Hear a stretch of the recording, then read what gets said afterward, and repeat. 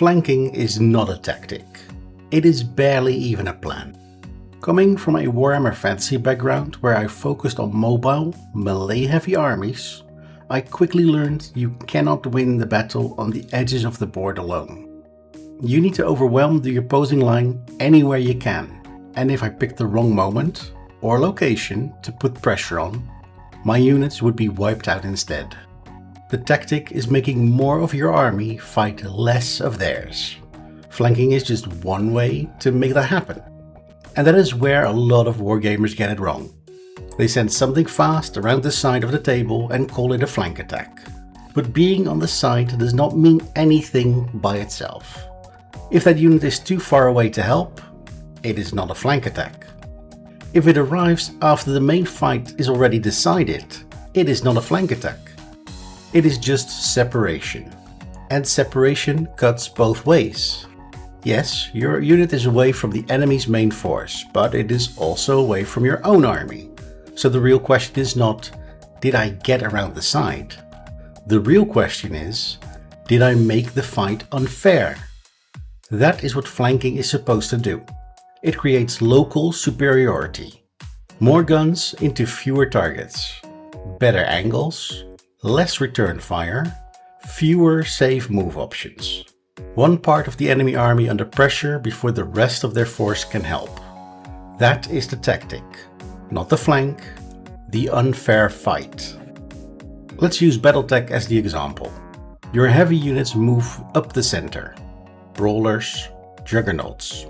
Units the enemy has to respect. They advance, occupy space, and create pressure. On the sides, you have your mobile units, strikers, skirmishers, units fast enough to reposition. At first, this looks like a normal flank setup. Your center moves forward, your mobile units spread out. Your opponent sees the shape of the battle and responds. They send fast units to the flank. They turn weapons outwards. They prepare to stop your strikers before they get behind them. That is the moment you want it, because your mobile units do not have to take the flank fight. They showed the threat, they made the enemy answer, and then they leave. Instead of continuing around the edge, your strikers and skirmishers collapse back towards the center battle. Now the enemy flankers have a problem. They move to find something that is no longer there. Their shots are poor, their angles are bad. They need another turn to matter again. Meanwhile, your mobile units have joined the main fight. Your Brawlers are there, your Juggernauts are there. And now your strikers are there too. One section of the enemy army is suddenly taking fire from more units than it can answer. The enemy thought they were defending against a flank attack. What they really did was move part of their army out of the decisive fight. They defended the location, you attacked the weakness their movement created. The flank did not win that fight. The force shift did. If 5 of your units can attack 2 of theirs, that's a problem. If 3 of their units are stuck on the flank trying to get back into the game, that is a bigger problem. You do not need local superiority forever. You need it long enough to break something, destroy a unit, clear an objective, open a gap. Real commanders were not chasing the word flank either. They were trying to hold part of the enemy army in place, then commit strength where it mattered. Sometimes that was a flank. Sometimes it was a section of the line stretched too thin. Sometimes it was reserves going in after the enemy had already committed. On the tabletop, we can see the whole battlefield. We know where the objectives are. We know where the table edge is. That makes flanking cleaner than it usually was in real warfare.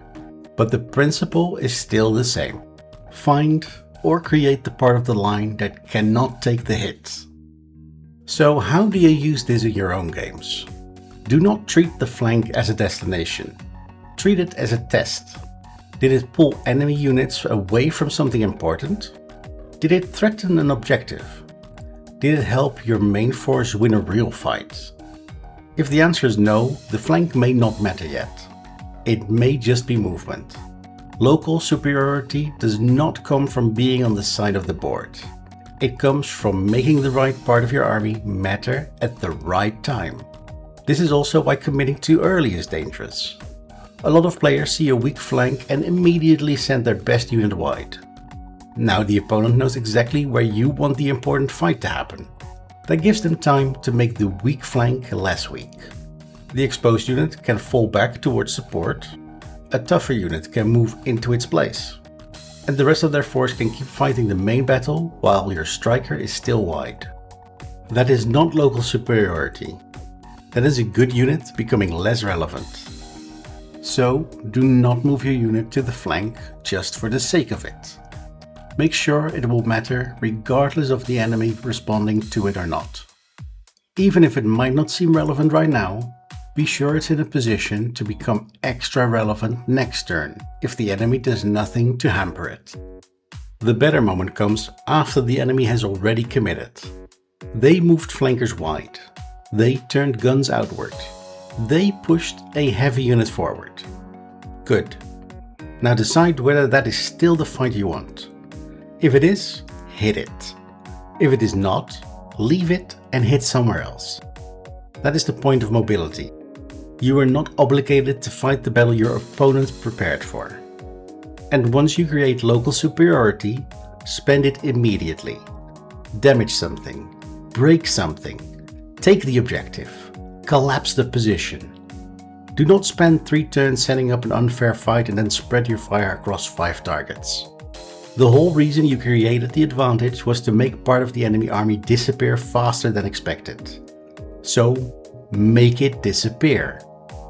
Flanking is not bad, it is just not the point.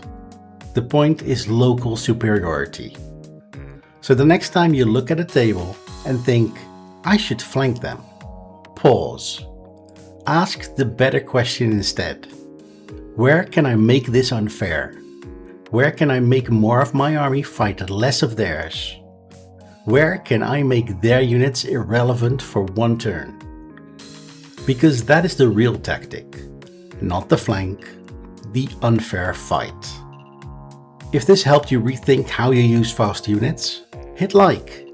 It tells YouTube this kind of tactical breakdown is worth showing to more Wargamers. And if you play BattleTech, 40k, Bolt Action, Legion, Historicals, Fantasy, or anything else, I want to know this. What move do players in your game keep calling a flank attack, even when it's not really what is happening? Put it in the comments, because I suspect a lot of us are using the same tactic, we're just giving it the wrong name. Before we go, a special thanks to our 2 newest channel members, Doug Young and Dan Hale. Appreciate the support.